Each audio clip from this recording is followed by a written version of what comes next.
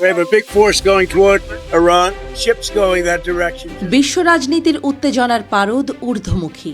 মধ্যপ্রাচ্যকে ঘিরে আলোচনায় যুক্তরাষ্ট্রের প্রেসিডেন্ট ডোনাল্ড ট্রাম্প ইরানের দিকে যুক্তরাষ্ট্রের বিশাল নৌবহর অগ্রসর হচ্ছে বলে নিশ্চিত করেছেন তিনি।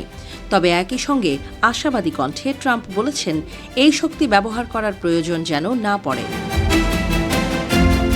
সুইজারল্যান্ডের দাভোসে অনুষ্ঠিত ওয়ার্ল্ড ইকোনমিক ফোরামের বার্ষিক সম্মেলন শেষে এয়ারফোর্স ওয়ানে সাংবাদিকদের সঙ্গে আলাপকালে এসব কথা বলেন মার্কিন প্রেসিডেন্ট। তার ভাষায়, আমাদের একটি বিশাল নৌবহর ওই দিকেই যাচ্ছে, তবে আশা করছি আমাদের সেটা ব্যবহার করতে হবে না। ইরানের পরিস্থিতির ওপর তিনি খুব কাছ থেকে নজর রাখছেন বলেও জানান ট্রাম্প। এই সময় ট্রাম্প আবারও দাবি করেন, ইরানে সরকার বিরোধী বিক্ষোভের জেরে ৮৩৭ জন বিক্ষোভকারীকে মৃত্যুদণ্ড দেওয়ার পরিকল্পনা বাতিল করেছে তেহরান। ট্রাম্প বলেন, ওরা বলেছে পরিকল্পনাটা বাতিল করা হয়েছে, স্থগিত নয়, পুরোপুরি বাতিল। তবে এই দাবির পক্ষে কোনো স্বাধীন সূত্র থেকে এখনও নিশ্চিত তথ্য পাওয়া যায়নি। এদিকে ট্রাম্পের সামরিক শক্তি প্রদর্শনের এই মন্তব্য নতুন করে আন্তর্জাতিক মহলে উদ্বেগ তৈরি করেছে।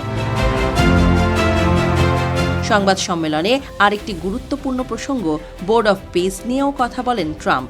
ট্রাম্প সম্প্রতি এই নতুন আন্তর্জাতিক সংস্থার একটি চার্টারে স্বাক্ষর করেন, যা শান্তি প্রতিষ্ঠার লক্ষ্যে কাজ করবে বলে দাবি তার।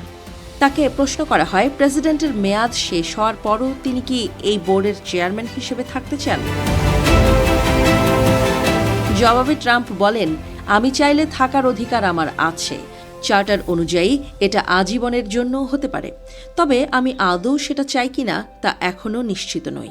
তিনি আরও বলেন, বোর্ড অফ পিস গাজার পুনর্গঠন সহ বিভিন্ন বৈশ্বিক ইস্যুতে কাজ করবে এবং জাতিসংঘের সঙ্গেও সমন্বয় করবে।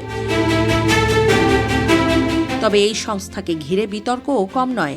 যুক্তরাজ্য ও ফ্রান্স ইতোমধ্যেই প্রকাশ্যে আপত্তি জানিয়েছে। তাদের আশঙ্কা, যুক্তরাষ্ট্র এই বোর্ডকে জাতিসংঘের প্রকল্প হিসেবে দাঁড় করাতে চাইছে।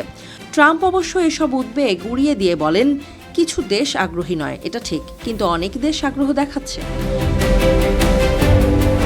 তার দাবি অনুযায়ী রাশিয়া ইতোমধ্যে বোর্ড অফ পিসে যোগ দিতে $1 বিলিয়ন বেশি অর্থ দেওয়ার প্রস্তাব দিয়েছে।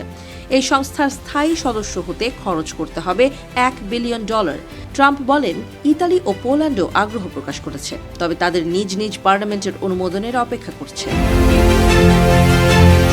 সংবাদ সম্মেলনের এক পর্যায়ে প্রেসিডেন্টের হাতে থাকা কালশিটের দাগ নিয়েও প্রশ্ন ওঠে।